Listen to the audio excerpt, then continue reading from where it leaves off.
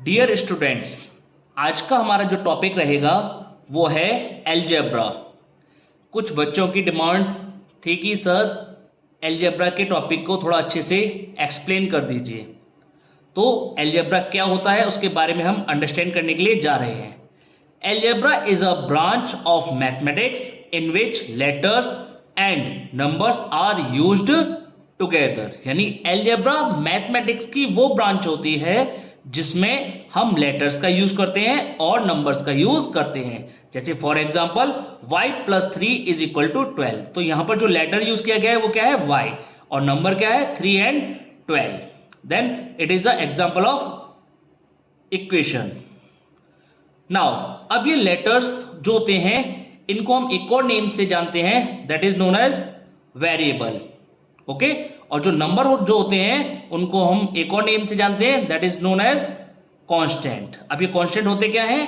A symbol having a fixed numerical value is called a constant.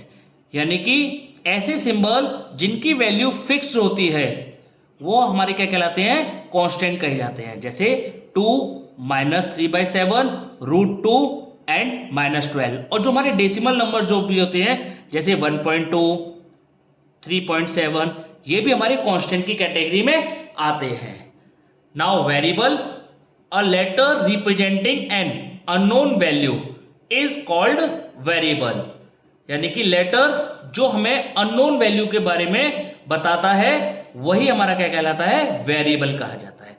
Variable जो होते हैं वो हमारे इंग्लिश अल्फाबेट के 26 लेटर्स जो होते हैं वही हमारे वेरिएबल कहलाते हैं। Okay, for example XYZ ABC, इससे अलग भी आप यूज कर सकते हैं एग्जाम्पल में।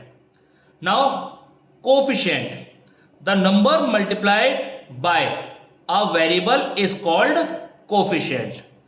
यानी कि जो वेरिएबल में मल्टीप्लाई कर रहा होता है नंबर वही हमारा क्या कहलाता है, कोफिशिएंट कहा जाता है।